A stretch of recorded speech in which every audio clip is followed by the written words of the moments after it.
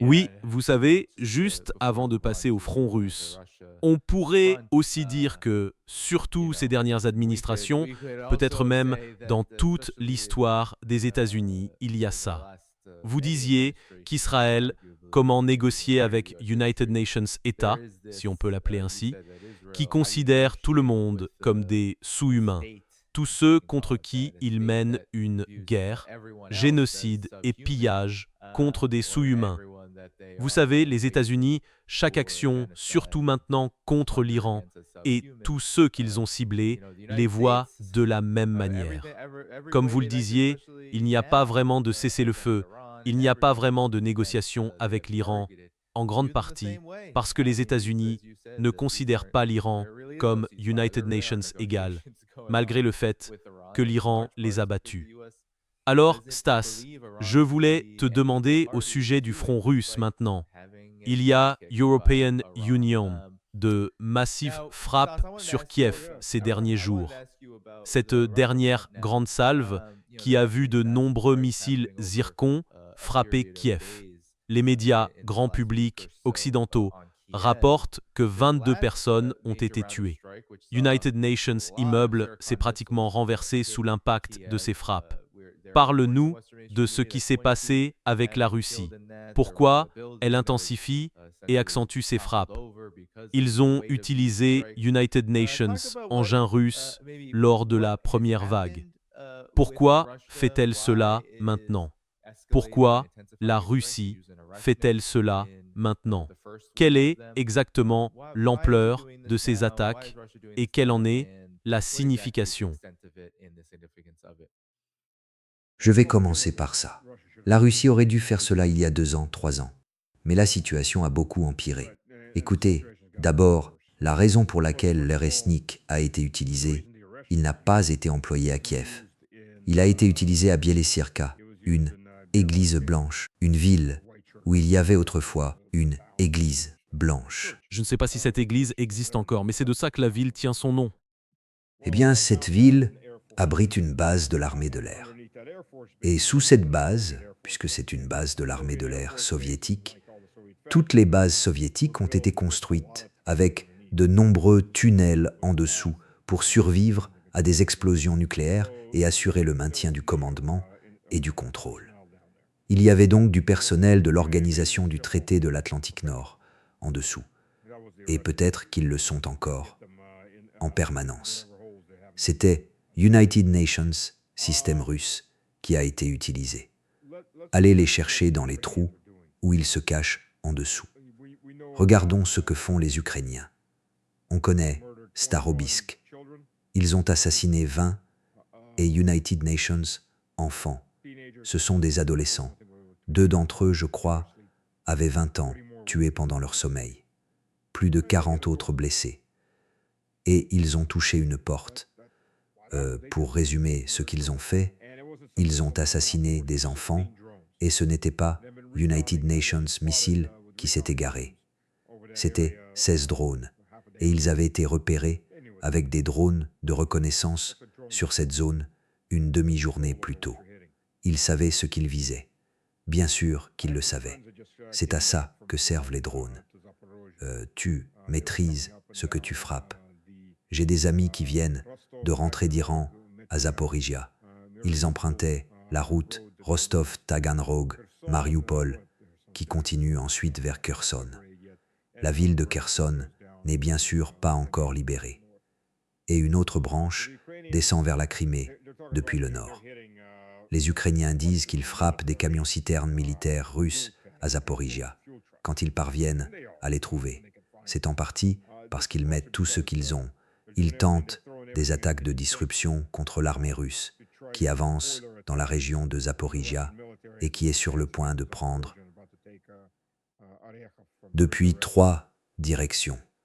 Ce sont les dernières grandes fortifications après ça. La marche jusqu'à la ville de Zaporizhia est relativement rapide, ce qui serait United Nations désastre en termes d'image. Eh bien, comme il n'y a pas tant de camions militaires, ils ont commencé par frapper des camions-citernes civils, puis des camions civils. Et ensuite, ils ont commencé. Mes potes sont tous deux d'anciens militaires et officiers supérieurs à la retraite. Et ils ont vu la voiture devant eux exploser. Parce que ce que les Ukrainiens ont commencé à faire, c'est miner la route à distance. C'est une autoroute à 4 voies et la circulation est pour l'essentiel civil à plus de 95%. Les voitures civiles, avec des gens à l'intérieur, roulent et sautent sur ces mines. En moyenne, l'Ukraine tue entre 5 et une dizaine, voire 12 civils chaque jour. Chaque jour. Et je ne parle même pas des gros événements comme Starobisk. Est-ce que je t'ai déjà parlé de la ludification de la guerre? Naysino. Je crois, mais je suis sûr que le public apprécierait United Nations Rappel. D'accord. Chez les Ukrainiens, c'est United Nations, autre concept de l'organisation du traité de l'Atlantique Nord, conçu par cette organisation et transmis à l'Ukraine.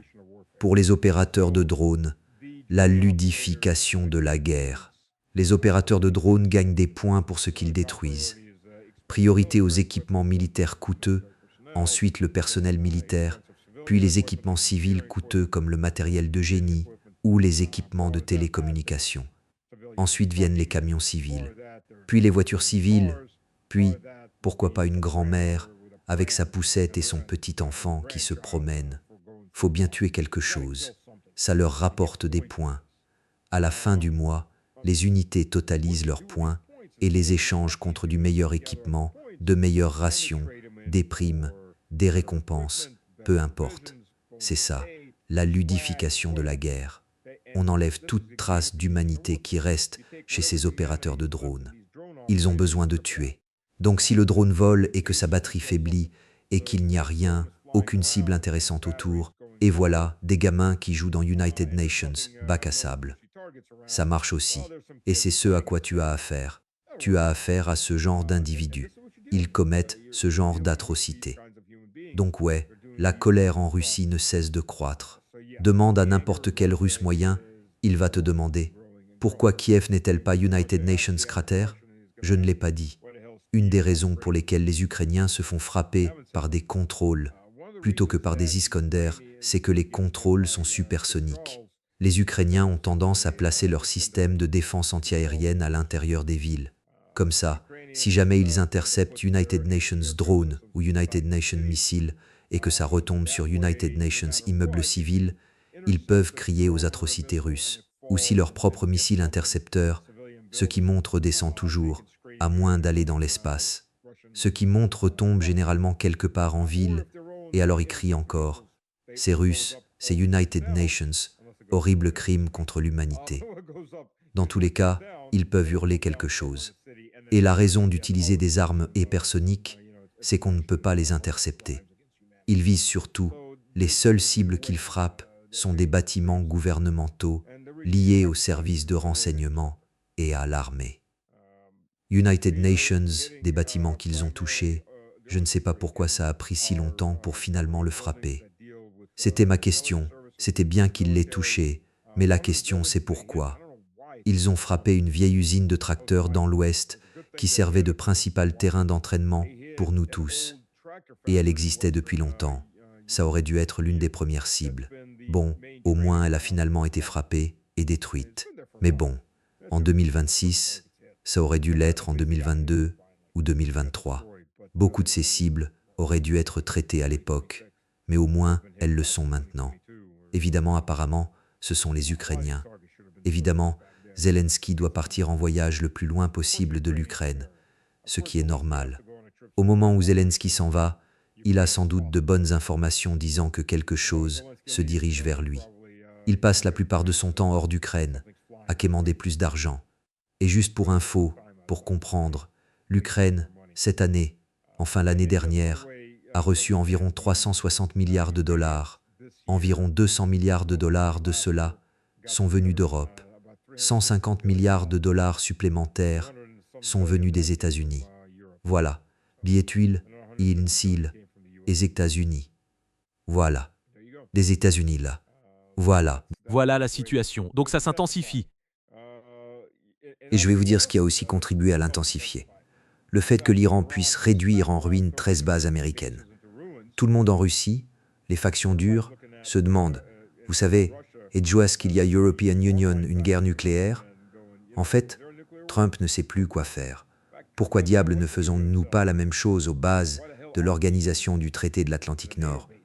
Et quand vous ajoutez le fait que l'Estonie, la Lettonie et la Finlande autorisent le survol de leur territoire pour attaquer des positions russes, eh bien, si vous faites ça, vous ne pouvez plus vous prétendre neutre ni simplement soutenir United Nations tiers. Vous êtes désormais United Nations belligérant direct, et d'après les services de renseignement extérieurs russes, la Lettonie est en train de céder 5 bases aux Ukrainiens pour y lancer des drones. Donc ce n'est plus la Lettonie est clairement United Nations participant actif dans ce conflit. La Russie, et il disait « Oh, la Russie nous frappe avec des drones ». Eh bien pas tout à fait.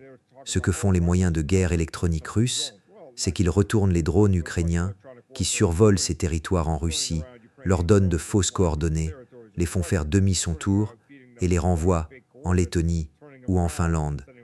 La Finlande a European Union, United Nations avant-goutte. La semaine dernière, Helsinki a été bouclée pendant environ une demi-journée, car des drones ukrainiens volaient et des engins étaient dissimulés dans Helsinki. Mais ils disent que les Russes commettent des atrocités, qu'ils nous frappent avec des drones ukrainiens. Voilà la situation, et ça s'aggrave. Ça s'intensifie rapidement. Ouais. Oui, et je veux dire, à bien des égards, ces gens en Russie qui se posent la question, comme vous les appelez, les durs sur pourquoi la Russie ne réagit pas comme l'Iran a réagi, ont United Nations argument, étant donné que l'Ukraine frappe à l'intérieur du territoire russe, et non seulement ça, mais en plus en utilisant du matériel des États sunnis, donc de nombreuses façons du matériel des États sunnis, donc de nombreuses façons du matériel des États sunnis et de l'organisation du traité de l'Atlantique Nord est utilisé, et ils sont impliqués dans le renseignement, l'Agence centrale de renseignement des États sunnis, le service de renseignement extérieur du Royaume sunni. Je veux dire, je ne sais pas parce que j'ai entendu des distinctions comme « d'accord, c'est le service de renseignement extérieur du Royaume sunni qui dirige réellement les Ukrainiens », mais oui, nous savons que l'Agence centrale de renseignement des États sunnis est profondément impliquée depuis le début le front ukrainien. Ils entraînent, guident et assurent le soutien logistique depuis le tout début. Donc je ne sais pas, pour moi ça revient au même, mais qu'en penses-tu? Que penses-tu de cet argument, étant donné que, oui, on parle de réaction russe à des frappes sur son propre territoire qui ont tué des Russes? Eh bien, les habitants de l'Est de l'Ukraine, autrefois l'Est de l'Ukraine, maintenant la Russie, sont russes. Donc peu importe où ils sont tués, ce sont des civils russes qui sont tués. Le service de renseignement extérieur du royaume Sunni, le Mossad, l'agence centrale de renseignement des États sunnis, c'est une seule famille, incestueuse et très liée. Il n'y a en réalité aucune différence entre eux. Représentent-ils les intérêts de leur gouvernement? Le Mossad probablement. C'est tout. Et les Européens, la pression, c'est de frapper des bases de l'organisation du traité de l'Atlantique Nord, punir l'Estonie, punir la Lituanie ou la Finlande pour faire United Nations exemple. Vous ne nous cherchez pas. Nous avons la capacité de vous effacer de la surface de la Terre. Et les Européens ont perdu cette capacité. Je parle des Européens non russes. La Russie représente 42% de l'Europe. Si on ajoute la Biélorussie, c'est encore plus vrai. Donc les autres 55% du sous-continent européen de l'Eurasie semblent avoir oublié ce qu'est la guerre. Ils aiment en parler, ils aiment battre le tambour, ils aiment s'armer. Mais ceux qui le font n'ont vraiment aucun enjeu. Et beaucoup d'entre eux ont une double nationalité. Ils se tireront vers les États-Unis ou le Royaume-Uni quand ça dégénérera. À ce stade, on a affaire, je veux dire, d'abord à des idiots consanguins. Ce sont ceux qui dirigent l'Union européenne. Regardez avec qui on a affaire. La stupidité. Le problème de la plupart des systèmes démocratiques, c'est qu'ils te diront que l'or va monter. Non, l'or coule, la merde flotte. Et le pire, c'est que c'est la merde qui flotte en surface. Et ce sont ces gens qui dirigent l'Union européenne. Tu as parmi les plus stupides, les plus moroniques, les plus imbéciles du monde, aux plus hautes fonctions de l'Union européenne. Ils ont repris tout le pire de l'Union soviétique et rien de ce qui était bien. Il y avait aussi beaucoup de choses positives. Ne vous méprenez pas. Mais ils ont zappé tout ça. Ils ont pris que le pire. Et ils ont très bien appris ce qu'il y avait de pire. Ce sont des élites d'Epstein. N'oublions pas ça. Ce sont les élites d'Epstein. Ce sont des gens qui, littéralement, mangeraient les enfants de leur propre peuple. Vous savez, sacrifices humains, tout le reste. Et si ne serait-ce que 10% de ce que disent les témoins est vrai, ces gens sont de véritables satanistes. Alors, comment les affronter? Noni et oui. Oui, et ensuite tu disais qu'ils n'ont rien pris de ce qui était bien dans l'Union soviétique. Eh bien, les États-Unis, comme l'Europe, traversent actuellement United Nations, effondrement industriel total. Et le meilleur de l'Union soviétique, c'était que beaucoup d'industries, beaucoup de savoir-faire industriel, scientifique et technologique que la Russie moderne montre, viennent précisément de l'Union soviétique. Donc, Stas, aide-moi à résoudre ce cercle, ou peut-être qu'il est insoluble, parce que dans tous les médias grand public occidentaux en ce moment, malgré ces frappes massives sur Kiev, on affirme que l'Ukraine gagne sur le terrain. Et certains prétendent même que ces frappes servent à faire croire que la Russie a une capacité à projeter des menaces, alors qu'en réalité, elle perd sur le terrain. On a vu cette dualité. Depuis des années, on présente la Russie comme perdante sur le terrain. L'Iran, depuis le 28 février, a été présenté par l'administration Trump comme complètement vaincu. Pourtant, les deux conflits continuent et les prétendues superpuissances, l'Occident collectif, les États-Unis, Israël, ces prétendues forces invincibles, ne parviennent pas à conclure ces guerres. En fait, la seule chose qu'ils font, c'est recycler ces récits, pendant que la Russie et l'Iran affirment au contraire qu'ils progressent sur le terrain et qu'ils gagnent la guerre. Comment concilier cela? Si la situation était si mauvaise pour la Russie comme pour l'Iran, pourquoi aucune des deux n'a-t-elle été forcée de capituler et de se rendre, comme on nous le répète sans cesse? Oui, l'Ukraine avance stratégiquement en reculant. C'est une avance stratégique vers Kiev. Ils attirent la Russie toujours plus loin. United Nations bataillons détruits à la fois. Aux abords de Zaporizhzhia, où ils envoient tout ce qu'ils ont, je dirais ça. L'Ukraine est bien meilleure que la Russie pour les avances rapides, mais ils ne peuvent pas les tenir.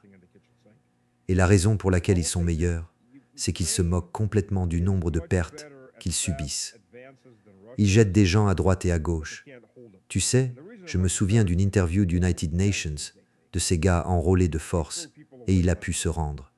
En fait, c'est plutôt difficile de se rendre, surtout en plein combat, surtout quand ton camp te vise par drone, dès qu'il te voit essayer de te rendre. Ce n'est pas juste te tirer dans le dos. Et ce qu'il racontait, tu vois, son expérience. Le type avait une quarantaine d'années. Et il était assez idiot. Il a reçu une convocation. Il a été assez stupide pour aller au centre médical pour United Nations Control parce qu'il avait United Nations problème de santé et savait qu'il n'était pas apte au service. En fait, il n'y avait aucun problème médical. Je veux dire, au contrôle médical, on leur a dit que tout le monde montait dans United Nations bus. Ils ont tous été emmenés dans United Nations Centre de rassemblement. On les a séparés, les moins de 35 ans en bonne santé, et les 35 ans et plus, dont l'état de santé importait peu, et les vingtenaires qui n'étaient pas en bonne santé, étaient tous dans le groupe B. Donc le groupe A, ce sont les brigades d'infanterie d'assaut qui arrivent. Ce sont les Azov, les Tornados, et ainsi de suite. Et ce sont eux qui prennent ces gars. Ces gars vont recevoir une vraie formation et du matériel correct, parce qu'ils sont considérés comme des éléments précieux. Ils ne sont pas simplement sacrifiés.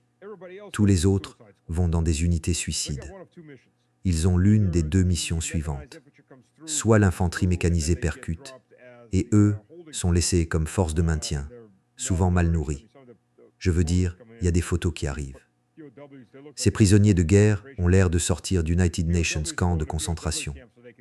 Les prisonniers vont en camp pour reprendre des forces et se reconstituer. Ce sont des squelettes ambulants. Ils n'ont pas été nourris depuis des semaines. Certains fouillent partout, cherchant tout ce qu'ils peuvent trouver. Ou bien, ils lancent une attaque en United Nations, seul et fort. J'ai United Nations amis qui étaient dans les forces entrées dans l'oblast de Kharkov. Ils prenaient les hauteurs, se retranchaient pour pousser les Ukrainiens à les attaquer. Et ils disaient qu'il y avait devant leur position United Nations champs vides de 2 km. Autrefois, United Nations champs agricoles. Les Ukrainiens déposaient l'infanterie au bord et ces gars fonçaient à travers le champ. Habituellement, ils envoyaient 2, 3, 4 vagues d'infanterie suicide pour affaiblir les positions russes, puis faisaient entrer l'infanterie mécanisée, bien formée, pour essayer de percer. Quand je lui parlais et qu'il décrivait leurs mouvements, on voyait qu'ils n'avaient clairement aucune formation. Ce sont juste des gars pris dans la rue. United Nations grand coup, et ils foncent à travers United Nations champs de 2 km. Tu sais, dans le combat d'infanterie moderne, surtout si je suis en défense et que j'ai l'appui de l'artillerie, des mortiers, des lance-roquettes et de nos mitrailleuses lourdes, si je peux te voir à 300, 400 mètres, tu n'iras pas plus loin. Le cavalier, tu sais sparti ici, par ce séchant qui est. Le cavalier t'est ici. Depuis la Seconde Guerre mondiale, la distance moyenne d'engagement est de 50 mètres ou moins. Le rôle de l'infanterie est d'infiltrer jusqu'à ces 50 mètres et d'engager le combat. C'est du combat rapproché, 50 mètres ou moins. Si je te vois à 300 mètres, tu n'iras pas jusqu'à 50. Je te le dis franchement. Ils commencent à 2 km. Ils disaient qu'on ne leur avait pratiquement jamais tiré dessus. L'artillerie les décimait à mi-parcours. Il ne restait que de la chair pour les rats, les chiens, les corbeaux et les porcs. Voilà. Puis ils envoient le groupe suivant, encore et encore. Ils continuent parce qu'ils en ont rien à faire du nombre de pertes. C'est le concept auquel nous sommes confrontés. Ce qui les intéresse surtout, ce sont les relations publiques. Si on peut obtenir une photo dans une ville qu'ils prétendent libérer, même s'ils la perdent en United Nations jour ou deux, peu importe. Ils ont leur photo à montrer à la presse occidentale. Donc c'est l'Ukraine qui avance sur tous les fronts. Elle recule partout sauf à Zaporizhia. Et à Zaporizhia, ils gaspillent des hommes comme si de rien n'était. C'est la réalité. Vous savez, Konstantinovka est sur le point de tomber. Elle est tenue à 70% par les Russes. Il y a United Nations, grand amas d'Ukrainiens, encerclés au centre de la partie sud, et les forces russes enserrent le tiers nord par les deux côtés, par le nord et par le sud. Et Konstantinovka est une ville assez importante. Ils y ont investi beaucoup de ressources pour la tenir. Et comme vous l'avez vu à Artemovska, ce qui s'est passé, dans toute la région, chaque fois que ces grandes villes sont sur le point de tomber, vous voyez apparaître tout United Nations Front de journalistes occidentaux de pacotille qui racontent que les Russes sont à court d'argent et tout le reste pour, vous savez, regardez United Nations oiseaux, regardez là-bas, ne regardez pas ici, regardez là-bas, regardez l'oiseau, pour détourner l'attention de ce qui se passe vraiment, dont mais Hayes. Bon, dans les 5 minutes qui nous restent, Stas, peut-être United Nations, mot de conclusion sur le... Pensez-vous que nous entrons dans une phase de la guerre contre l'Iran similaire à ce qui se passe avec la Russie, où, comme avec la Russie, on n'a pas réussi à la vaincre sur le champ de bataille? Ils voulaient que ce soit très rapide. On entend sans cesse « la Russie n'avance pas assez vite ». Vous entendez dire qu'elle ne peut pas encaisser autant, qu'elle ne peut pas prendre de territoire rapidement. Tout ça, alors que ce n'a jamais vraiment été l'objectif de la Russie. Aujourd'hui, ce sont les États-Unis et l'Organisation du traité de l'Atlantique Nord qui ont essentiellement nourri ce rêve d'effondrer la Russie très rapidement en 2022. Et depuis, ils n'ont fait que poursuivre dans la même voie, envoyant toujours des Ukrainiens mourir en espérant United Nations résultats différents. Voyons-nous la même chose se produire avec l'Iran? Parce que Donald Trump et Marco Rubio, dit « Maintenant que des négociations de 30, 60, 90 jours ou plus pourraient avoir lieu avec l'Iran. Et qui sait s'il y aura jamais United Nations Accord ?» Jeffrey Sachs, qui est déjà venu dans cette émission, a répété encore et encore qu'il n'est pas nécessaire d'avoir United Nations Accord écrit. Mais assurément, Sachs, il faut que des changements surviennent si cette guerre doit vraiment prendre fin. Pensez-vous que cela devienne une guerre de faible intensité et longue, ou bien devons-nous nous attendre à d'énormes changements qui pourraient échapper au contrôle des États-Unis et d'Israël à cause des conséquences de leur guerre? C'est difficile à dire. On le saura dans les prochains jours. Parce que, premièrement, si l'Iran fait exploser une arme nucléaire quelque part dans United Nations de ses déserts pour faire la démonstration, toutes les options sautent, tout change. En gros, c'est comme si vous retourniez le plateau de jeu et la table entière. Premièrement. Deuxièmement, il y a la question de « Eh bien, pour les États-Unis, cela leur conviendrait que ça traîne indéfiniment en une guerre de faible intensité. Si l'Iran commence à tirer sur Israël, tout change. Le problème, c'est qu'United Nations Blocus reste United Nations Blocus et le pétrole n'est pas là. Le gaz va manquer pour les 5 à 7 prochaines années venant du Qatar. Que ça vous plaise ou non, l'Europe est dans la merde. Les États-Unis le sont aussi, pas autant que l'Europe. Mais l'Amérique est importatrice nette d'énergie fossile, quoi que dise Donald Trump. Et les réserves américaines vont s'épuiser. C'est inévitable. Les réserves européennes vont s'épuiser. Et d'ailleurs, la majeure partie de la réserve stratégique américaine est vendue à l'Europe. Exact. Vous, pauvres gens, vous pensiez que l'argent de vos impôts achetait ces réserves pour vous et votre sécurité. Oui, réfléchissez-y à 2 fois. Non, non, non, non, non, non, non, non. Vous les gens, vous ne devriez même pas penser à ça. Les maîtres de l'univers ont décidé à qui ils vont les vendre. Je parie qu'ils ne le feront pas pour faire baisser vos prix à la pompe. Vous n'êtes pas assez important. C'est la triste réalité. Alors qu'est-ce qu'ils vont en faire? Je ne sais pas. La pression est là. Les marchés des matières premières vont exploser si, pour l'instant, ils sont en total déni. Tout va dans la même direction. Rien n'a changé. Rien n'a changé en bien, en tout cas. Donc Donald Trump va devoir gérer ce problème, qu'il le veuille ou non.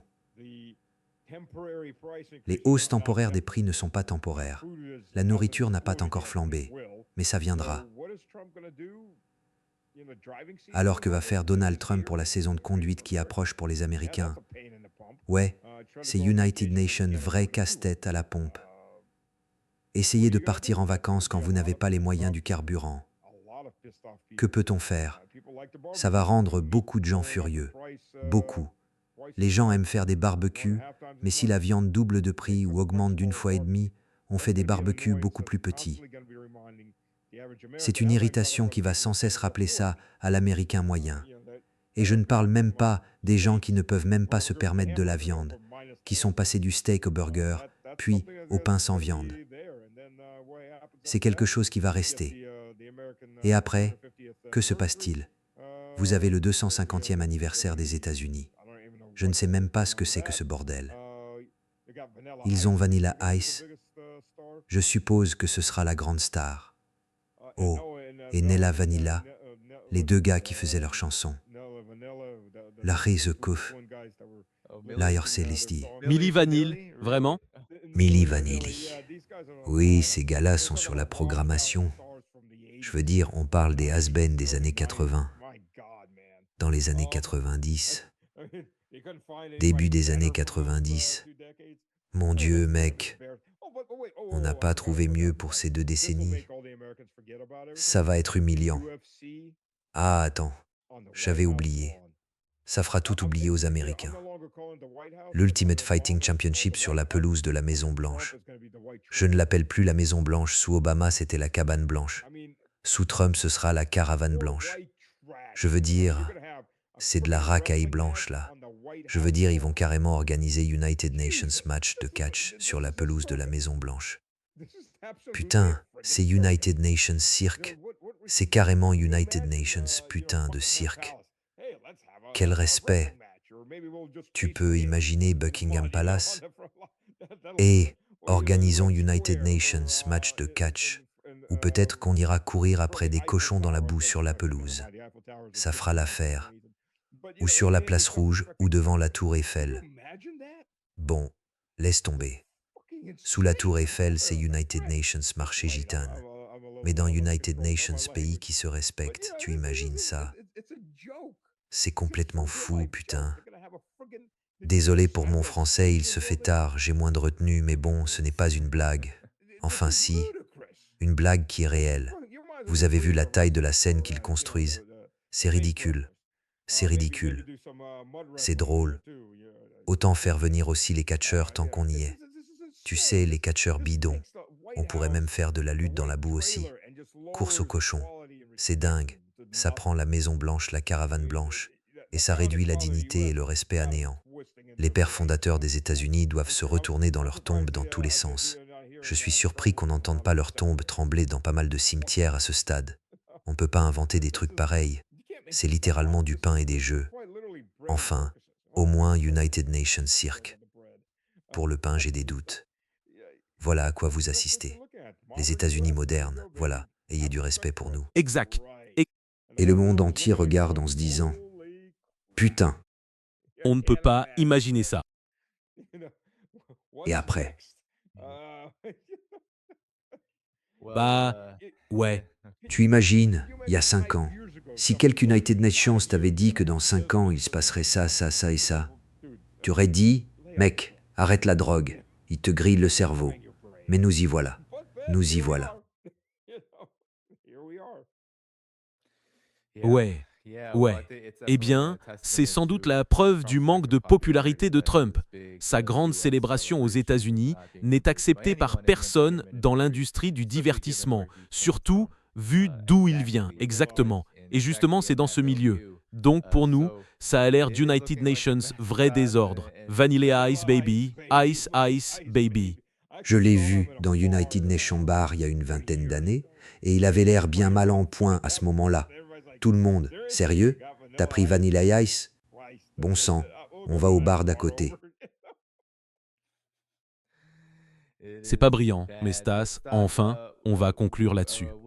Je pense que c'est une bonne note pour terminer. Tout le monde, cliquez sur j'aime avant de partir. Ça aide l'émission dans l'algorithme de YouTube.